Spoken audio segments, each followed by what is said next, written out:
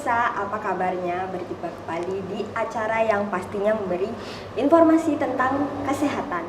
Apalagi kalau bukan sehat bugar. Dapat sehatnya, dapat bugarnya, dapat informasinya. Acara ini bisa pemirsa saksikan juga di channel YouTube TVRI NTB. Pada kesempatan kali ini, tema yang akan kita bahas adalah rahasia gizi seimbang anti gagal. Telah hadir bersama kita di studio TVRI NTB narasumber kita yaitu Putri Wahyuningrum STRGZ. Beliau bertugas di Rumah Sakit Undam. Halo, apa kabar Mbak Put? Baik, bagaimana kabarnya Mbak Saras? Baik juga, semoga pemirsa di rumah juga baik-baik aja ya. Jadi seperti yang sudah saya sampaikan ya kepada pemirsa, tema kita hari ini adalah rahasia gizi seimbang anti gagal. Sebelum kita bahas lebih dalam lagi nih mengenai gizi seimbang itu sendiri ya, mungkin pemirsa di rumah ingin tahu nih apa sih pengertian dari gizi seimbang itu sendiri? Silahkan.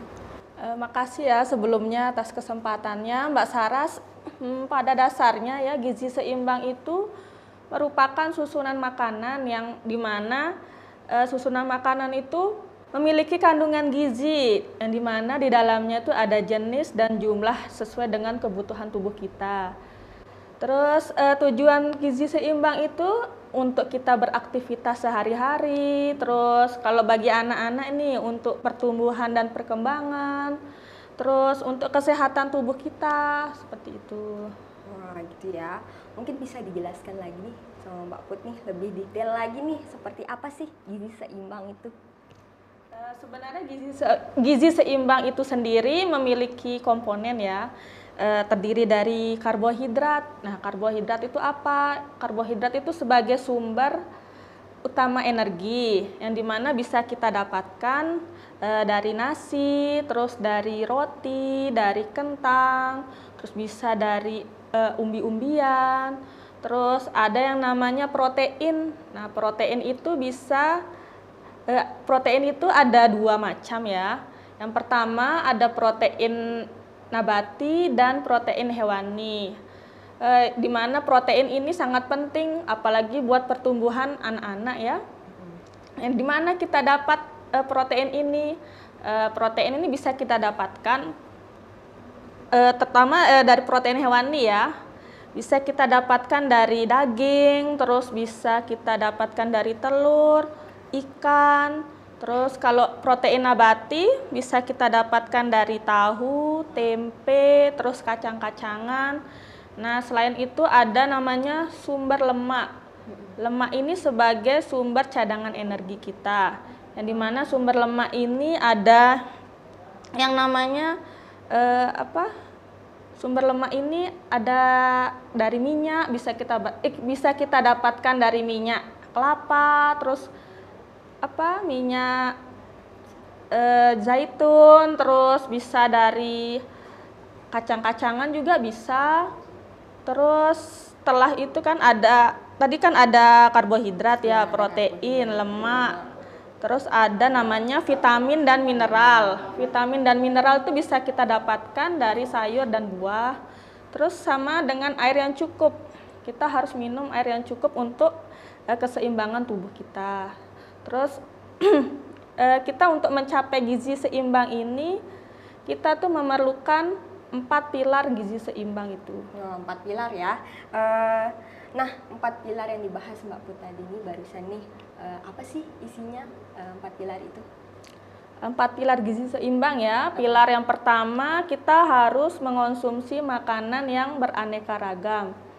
Karena tiap makanan itu memiliki zat gizi yang berbeda-beda ya. Misalnya kalau kita mau butuh protein, bisa kita makan daging kayak tadi ya, daging, terus bisa kita makan telur, bisa makan tahu tempe. Terus kalau untuk makan nasi itu kita bisa dapatkan dari karbohidrat. Terus sumber lemak bisa kita dapatkan dari kacang-kacangan, terus bisa dari ya kayak tadi minyak zaitun kayak tadi itu. Terus pilar yang kedua ya, itu melakukan aktivitas fisik, di mana aktivitas fisik itu bisa kita lakukan dengan aktivitas sehari-hari, misalnya kayak berolahraga, terus berjalan kaki, terus mau jogging bisa, mau senam, mau yoga bisa juga seperti itu. Badannya bergerak ya, Mbak, yang ya. penting badannya bergerak ya. Terus minimal olahraga dalam sehari itu ya 30 menit dalam sehari nggih. Terus ada yang namanya pilar keempat ya. Tadi pilar ketiga ya. Ya, tadi pilar ketiga kita, Mbak. Pilar keempat itu ada yang namanya menerapkan pola hidup bersih dan sehat, di mana dengan menerapkan pola hidup bersih dan sehat itu kita tuh terhindar dari yang namanya penyakit infeksi. Penyakit infeksi itu merupakan salah satu faktor yang mempengaruhi status gizi terutama pada anak-anak ya. Misalnya kalau kita terkena penyakit infeksi, kita bisa nafsu makan kita bakal turun, terus nggak mau makan misalnya. Jadi sebisa mungkin kita membutuhkan kebutuhan gizi itu seperti apa, terus contoh aktivitas fisik itu sendiri bisa kita dengan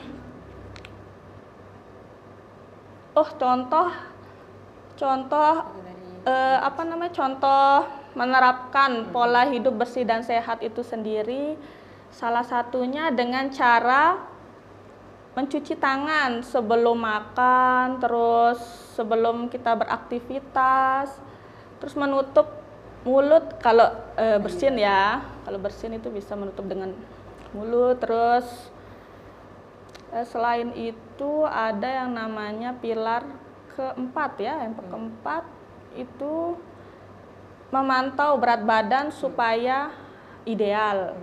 Nah, pada dewasa biasanya indikator yang biasa kita gunakan itu namanya IMT, indeks massa tubuh, di mana cara ngitungnya itu berat badan dibagi tinggi badan kuadrat dikalikan 100. Misalnya dikatakan normal itu nilai indeks massa tubuhnya itu 18,5 sampai 25 kg meter kuadrat. Itu dikatakan normal ya. Kalau misalnya di bawah 18,5 ya itu dikatakan kurus. Terus kalau di atas 25 itu dikatakan kelebihan gizi seperti itu. Kalau untuk balita ya, biasanya kita pantau dengan KMS. Itu kalau misalnya pitanya berwarna hijau, itu dikatakan normal. Berarti harus diceknya di posyandu ya? Ya. Mungkin nih, ada nggak sih, Mbak, bedanya nih peruntukan gizi seimbang tadi untuk anak-anak, untuk dewasa, untuk remaja, untuk manula tuh? Kira-kira apa ya? Sebenarnya setiap kelompok usia itu berbeda-beda ya. Apalagi kalau menurut porsi makan ya, menurut sesuai pada umumnya itu ada yang namanya karbohidrat itu sebanyak 3 sampai 4 porsi dalam sehari. Dalam setiap kali makan itu kita harus mengonsumsi 3 sampai 4 porsi dalam sekali makan. Terus ada yang namanya sayuran itu sama juga 3 sampai 4 porsi sekali makan. Terus ada yang namanya lauk pauk. Lauk pauk itu 2 sampai 4 porsi cukup. Terus selain itu ada yang namanya buah ya, buah 2 sampai 3 porsi sekali makan. Lauknya berarti dua-duanya hewani dan nabati, itu porsinya sama ya? Iya. Gitu. Atau mungkin ini, Mbak, kan ada nih gender nih, perempuan dan laki-laki nih. Beda juga kah itu ininya, apa sih namanya, gizi seimbangnya? Kalau untuk tiap gender ya juga jelas berbeda ya. Kalau untuk pria itu membutuhkan banyak kalori, di mana massa ototnya tuh lebih banyak dibandingkan wanita. Terus sedangkan wanita itu lebih memerlukan zat gizi yang namanya zat besi. Kan kalau wanita tuh lebih rentan ya terkena penyakit yang namanya anemia. Apalagi kalau lagi dalam kondisi hamil itu bisa terjadi resiko kehamilan prematur, terus berat badan bayinya lahir rendah. Oh, seperti itu ya. Tadi Mbak juga udah jelasin yang porsi gizi seimbang secara umum ya. Untuk gizi seimbang 3 sampai 4 porsi seperti itu ya. Mungkin ada nggak sih bahayanya kira-kira bahayanya kira-kira kalau misalkan gizi kita nih nggak tercukupi nih, misalkan kayak gitu? Ada ya, apalagi kalau misalnya kekurangan zat besi seperti tadi, bisa kekurangan seperti anemia, terjadi anemia terhadap wanita ya tentunya ya. Terus terjadi yang namanya stunting, di mana kondisi tubuh anak itu terhambat itu dalam jangka waktu yang lama itu apabila kekurangan gizi. Terus ada yang namanya osteoporosis tuh. Osteoporosis itu ya karena kekurangan kalsium di dalam tubuh. Terus ada yang namanya penyakit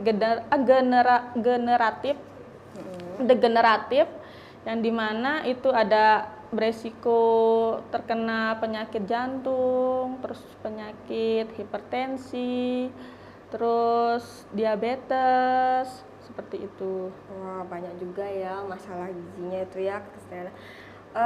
Apa sih kira-kira yang akan timbul nih misalkan jika gizi kita nggak tercukupi nih selain masalah penyakit tadi itu? Apalagi untuk anak-anak ya, misalnya kalau kita nggak, kebutuhan gizi kita kurang tuh, pertumbuhan dan perkembangan otak anak akan terhambat. Terus yang tumbuhan dan perkembangan terhambat ya, terutama pada anak. Terus ada yang namanya daya tahan tubuh manusia itu mengalami penurunan, jadi sehingga kita bisa terkena infeksi kalau kurang gizi ya di dalam tubuh kita. Pembahasan kita kayaknya sangat menarik ya teman-teman. Tapi kita harus tahan dulu nih pemirsa. Jadi kita ambil jeda sejenak ya. Akan kembali lagi di acara Sehat Bugar. Dapat sehatnya, dapat bugarnya, dapat informasinya.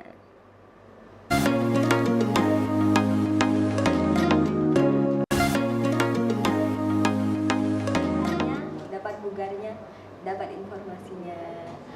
Mbak Put, tadi kan kita sudah memberi informasi nih terkait dengan apa itu gizi seimbang, pengertian dari gizi seimbang itu sendiri, tentang porsi-porsi gizi secara umum gitu. Terus juga Mbak tadi ada bahas tentang penyakit-penyakit nih seperti diabetes, hipertensi, seperti kayak gitu ya. Kalau dipikir-pikir juga bahaya ya, karena kita tidak mencukupi gizi kita sendiri tuh, seperti penyakit-penyakit di luar sana, diabetes, hipertensi. Mungkin pemirsa nih keluarganya atau pemirsa itu sendiri mengenai penyakit tersebut tadi tuh, kira-kira ya bagaimana ya cara untuk mengelola gizi seimbang itu sendiri bagi penderita penyakit-penyakit tersebut? Baik, mungkin yang pertama itu namanya diabetes ya. Diabetes ini di mana kondisi tubuh itu kelebihan gula, yang mana normalnya itu di bawah 200 mg per desiliter. Terus kalau untuk mengatasi diabetes, kita mengonsumsi makanan yang kaya karbohidrat sederhana. Membatasi makanan karbohidrat sederhana seperti Seperti gula itu harus dibatasi ya. Anjuran dalam sekali makan itu 4 sendok makan setara dengan 50 gram sehari.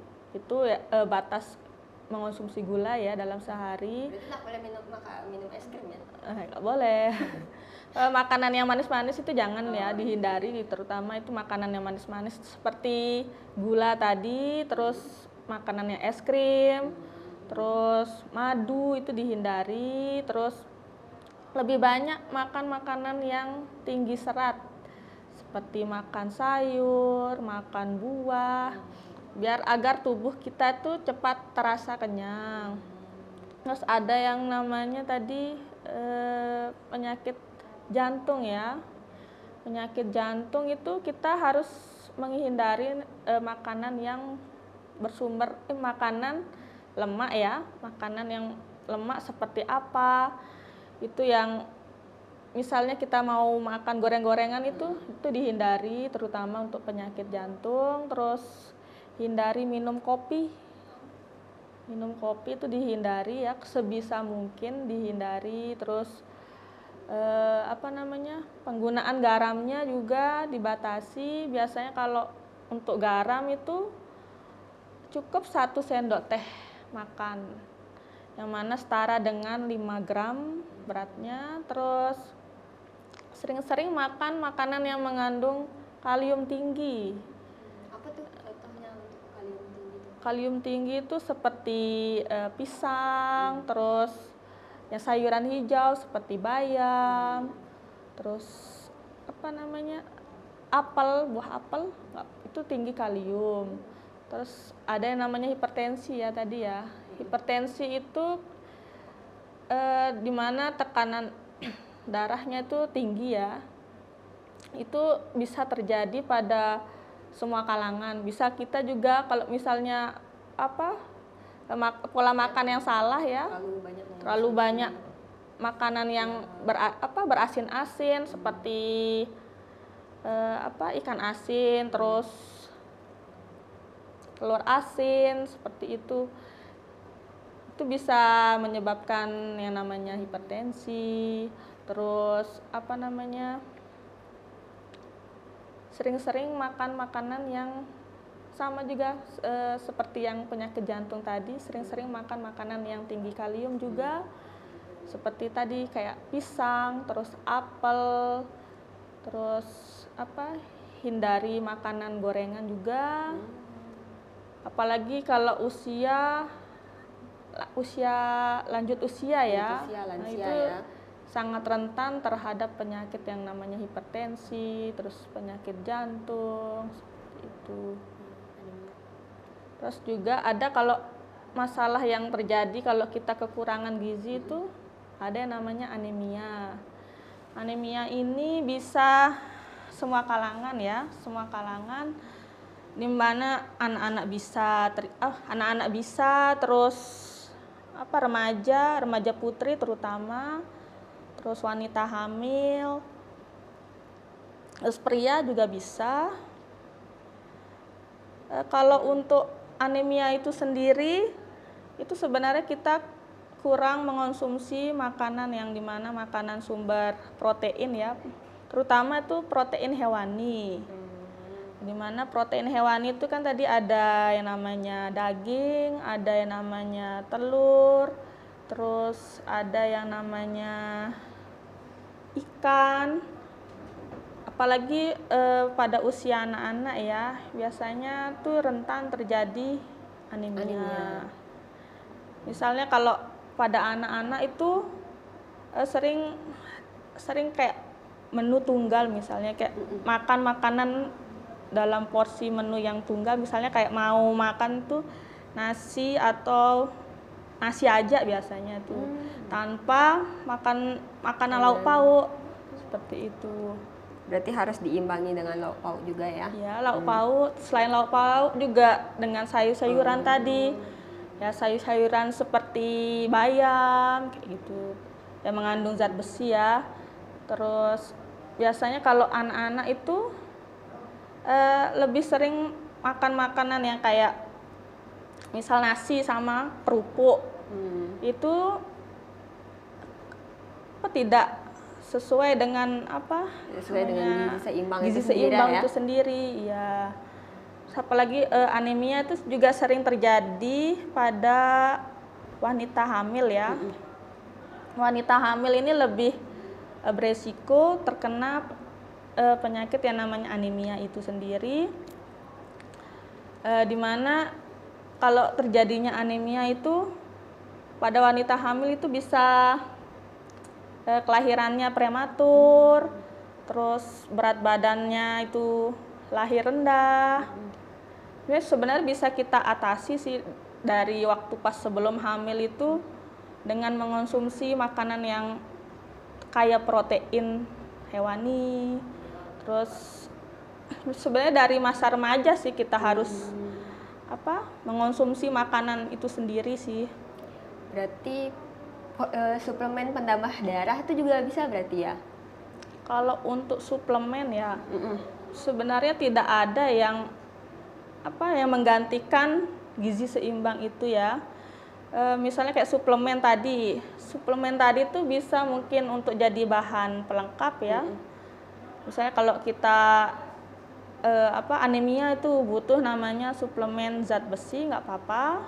Terus kalau misalnya lagi hamil butuh kalsium ya, suplemen kalsium nggak apa-apa. Yang penting dibarengi sama makan makanan yang tadi, kayak bahan makanan karbohidrat, terus protein hewani maupun nabati, terus ada yang namanya tadi sayur dan buah itu harus cukup. Terus Mbak Put juga tadi bilang nih anemia tuh kan banyak nih makanannya nih, harus makan banyak nih kan, harus makan yang mengandung protein hewani. Apa sih jenis-jenis bahan makanan itu sendiri? Jenis-jenis bahan makanan untuk penyakit anemia itu, kalau kita sudah mengalami anemia nih kan harus kita nambah juga kan, nambah darah kan? Jenis-jenis bahan makanan ya untuk anemia, misalnya sering-sering makan makanan yang tadi protein hewani ya lebih didouble, lebih sering makan makanan lauk hewani ya, terutama kayak tadi daging, terus ada namanya telur, ikan, itu lebih diperbanyak lah makanan lauk hewaninya. Bisa dengan sayur-sayuran tadi, sayuran hijau misalnya seperti sayuran bayam bisa, terus bayam, terus bisa dengan yang pokoknya makanan yang sayur-sayuran yang berhijau ya. Daging juga berarti ya? Daging itu malah sangat bagus ya buat anemia ya, itu sangat disarankan. Yang penting kita harus makan makanan yang cukup porsinya. Gitu ya. Ini kan mungkin pemirsa di rumah banyak yang lebih kenal dengan 4 sehat 5 sempurna nih ya. Kira-kira nih perbedaan dari 4 sehat 5 sempurna itu sendiri dengan gizi seimbang tuh apa ya? Sebenarnya sangat berbeda ya dari porsinya, dalam bentuk porsinya itu sendiri ya. Misalnya kalau gizi seimbang itu tiap makanannya kan memiliki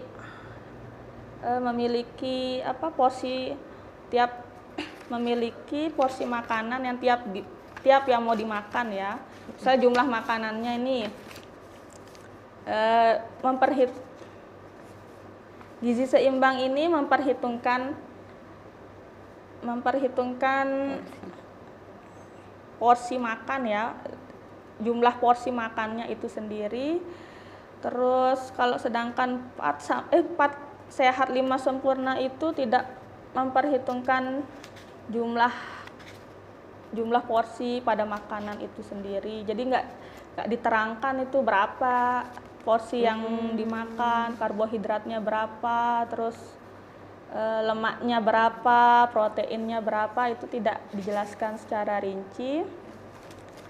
Kalau untuk susu mungkin ya, perbedaan selanjutnya itu susu. Kalau 4 sehat 5 sempurna itu kan, kalau susu tuh dianggap sebagai penyempurna ya, dianggap sebagai penyempurna, di mana kalau gizi seimbang itu susu itu dianggap lauk pauk. Gitu. Ya, gizi seimbang itu dianggap lauk pauk, itu bisa digantikan dengan zat gizi yang lainnya yang sama dengan zat gizi susu, itu bisa digantikan dengan apa yang lain gitu, maksudnya protein, misalnya kayak mau digantikan dengan protein itu bisa. Berarti ini ya, gizi seimbang itu lebih mengutamakan porsinya ya daripada dengan 4 sehat 5 sempurna itu sendiri. Mungkin nih Mbak Putri, kan kita hidup sehat nih, harus hidup sehat dengan gizi seimbang itu sendiri. Ada nggak sih kaitannya hidup sehat dengan gizi seimbang itu sendiri? Tapi sebentar deh, jangan dijawab dulu ya Mbak ya. Mungkin kita akan kembali lagi untuk komersial break. Jadi tetap bersama kami di Sehat Bugar. Dapat sehatnya, dapat bugarnya, dapat informasinya.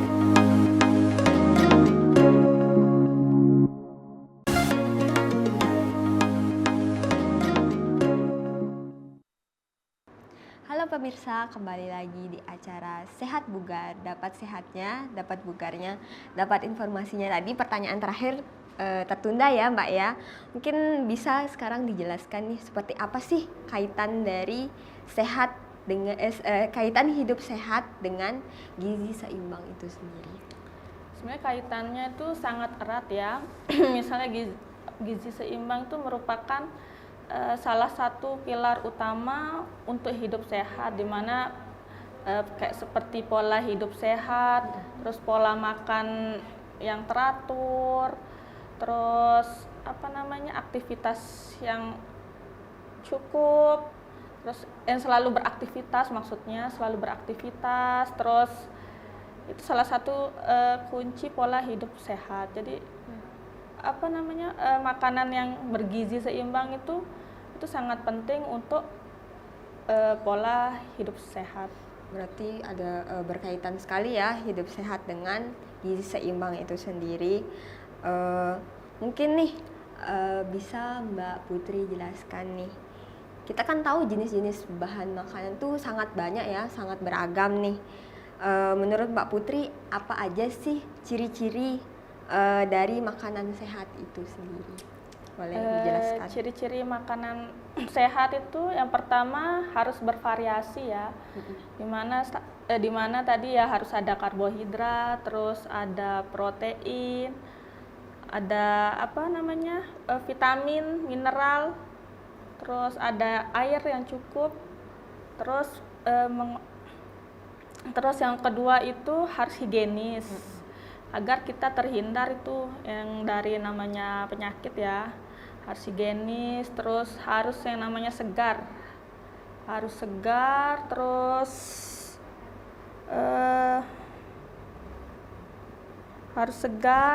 terus tidak mengandung bahan pengawet ya. Itu sangat penting, itu tidak mengandung bahan pengawet, terus tidak menggunakan minyak secara berulang. Itu sih. Karena banyak kandungan lemaknya ya kalau kita menggunakan minyak yang berulang. Seperti itu ya Mbak Put ya. Mungkin ini bisa dijelaskan lagi gitu. Kan tadi udah ciri-cirinya nih Mbak, mungkin manfaat dari gizi seimbang itu sendiri bagi tubuh kita itu gimana? Mungkin bisa Mbak Putri jelaskan. Yang pertama, manfaat gizi seimbang itu sendiri ya, itu untuk anak-anak, terutama itu untuk pertumbuhan ya, dan perkembangan otak itu sangat penting. Terus yang kedua itu meningkatkan daya tahan tubuh kita agar kita tidak rentan terhadap penyakit. Terus ada yang namanya untuk energi kita sehari-hari nih, untuk kita beraktivitas sehari-hari ini kita perlu yang namanya gizi seimbang. Kalau kita kekurangan energi nih, kita bakal kayak lemas, terus kayak nggak semangat kerja itu. Terus ada yang namanya menurunkan gangguan fungsi organ, di mana itu rentan terhadap lansia ya. Seperti gangguan fungsi organ itu seperti gangguan pada jantung, terus pada ginjal, terus pada hati, bisa seperti itu. Gitu ya. Ini tadi Mbak ada nyebutin bahan makanan yang antioksidan mungkin ya. Tadi. Oh iya, sebenarnya kita juga harus salah satu ciri makanan sehat ya. Itu harus mengandung antioksidan, di mana makanan antioksidan ini untuk khususnya untuk menjaga kita agar terhindar dari penuaan dini. Contoh bahan makanan antioksidan itu sendiri itu ada yang namanya anggur, terus ada tomat, terus bisa dengan pisang, sayur-sayuran maupun kacang-kacangan, itu mengandung antioksidan yang tinggi. Mbak, tadi kan di pembahasan kita sebelumnya ada nih Mbak Putri membahas tentang osteoporosis nih. Kira-kira mungkin pemirsa pengen tahu nih, osteoporosis itu terjadi pada umur berapa sih sebenarnya Mbak? Awal terjadinya osteoporosis. Osteoporosis ini paling sering terjadi pada usia lanjut ya. Misalnya kalau usia lanjut ini kan pada usia lanjut ini metabolisme tubuhnya itu mulai menurun ya, terus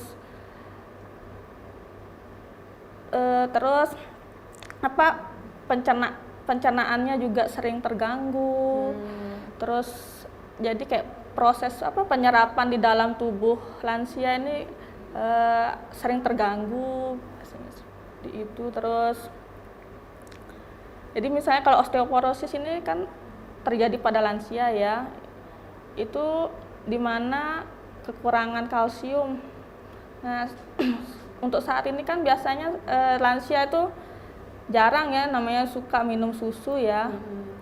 Apalagi saat dia masih usia muda, itu sering terjadi yang namanya sering kurang minum susu. Jadi pas waktu setelah mau berumur itu bakal terkena osteoporosis. Pada umur berapa sih osteoporosis itu terkena? Umur lansia kan berapa? Rentang umur lansia itu berapa? Rentang umur usia itu di atas 65 tahun. Itu ya lansia ya? Ya, itu yang bisa dikatakan dengan lansia. Gitu ya. Ini nih kan sekarang Mbak banyak nih tren diet di luar sana nih. Mungkin pemirsa di rumah nih ada yang ikut diet seperti itu, mungkin bisa Mbak Putri jelaskan nih yang lagi ngejalanin diet misalnya nih ya, bisa nggak sih Mbak Put jelaskan bagaimana sih agar kita bisa mencukupi gizi itu tanpa merusak gizi seimbang pada saat diet itu? Yang pertama kita pastikan ya makan makanan yang bervariasi tadi. Itu ya ada karbohidratnya, terus ada proteinnya, lemak, vitamin, mineral, terus harus sering-sering kontrol kalori. Sering-sering kontrol kalori itu seperti nggak apa-apa makan makanan yang dalam porsi kecil tapi sering, nggak apa-apa porsi tapi sering ya. Misalnya kayak kalau biasanya diet itu nggak mau makan sama sekali, itu salah besar ya. Justru kalau diet itu kita tetap makan makanan yang tadi yang harus ada karbohidratnya, terus proteinnya, lemaknya. Itu lagi kita lihat lagi jumlah porsinya seperti apa. Terus lebih sering banyak makan yang mengandung serat tinggi ya. Itu agar kita cepat terasa kenyang. Terus apa? Proteinnya juga kita pilih-pilih juga. Proteinnya yang protein yang mengandung protein hewani itu lebih banyak dikonsumsi ya kalau untuk diet. Terus minum air yang cukup, ya minimal 8 cukup, anjurannya biasanya tuh 8 gelas per hari ya, setara dengan 2 liter per hari. Ya, berarti kalau diet itu tetap makan ya, tetap makan. Jangan sampai nggak makan sama sekali ya. Biasanya kalau orang diet itu kan sama sekali tuh nggak mau nyentuh nasi, terus kayak alergi banget sama yang namanya nasi ya. Kalau untuk orang diet itu, malah itu salah besar. Lebih baik porsi nasinya cukup, misalnya porsi nasinya sekitar 100 sampai 150 gram. Terus diimbangi dengan protein hewaninya lebih banyak, serta sayur dan buah-buahan juga untuk seratnya ya. Berarti mengikuti porsi gizi seimbang itu lagi ya, balik lagi kita ke gizi seimbang itu sendiri, porsi-porsinya. Dan gini nih Mbak, kita punya mitos dan fakta. Mitos atau fakta, ibu hamil tidak boleh makan cumi atau udang, kan karena kadang-kadang ada nih ibu-ibu atau orang tua zaman dahulu nih bilang kalau nggak boleh makan udang atau nggak boleh makan cumi, nanti anaknya nggak bisa lahir. Tuh gimana tuh? Mitos ya, malah justru kayak makan cumi, makan udang itu malah bagus buat ibu hamil. Itu mengandung protein tinggi ya, apalagi kalau ibu hamil kan sering rentan tuh terkena yang namanya anemia tadi.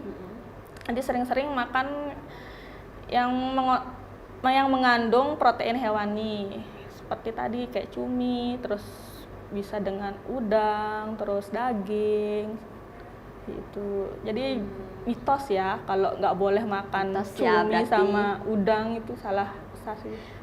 Berarti emang harus banyak-banyak makan ini juga ya, makanan yang dengan tinggi protein agar ibunya juga sehat, janinnya juga sehat ya. Terus ini nih, mitos atau fakta, makan malam bisa menaikkan berat badan. Mitos ya. Faktanya makan malam itu nggak bikin orang gemuk. Misalnya kayak konsumsi kalorinya itu juga diperhatikan lagi. Pembahasan kita kayaknya menarik banget ya Mbak ya.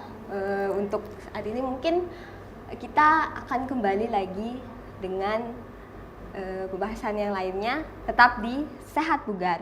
Dapat sehatnya, dapat bugarnya, dapat informasinya.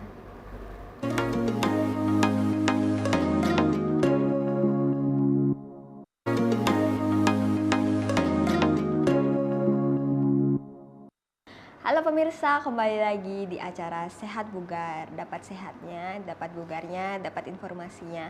Tadi kita sudah membahas tentang mitos dan fakta ya. Mungkin ada nih dari pemirsa mitos dan faktanya ya. Apa sama semua karbohidrat itu bikin gemuk? Fakta ya.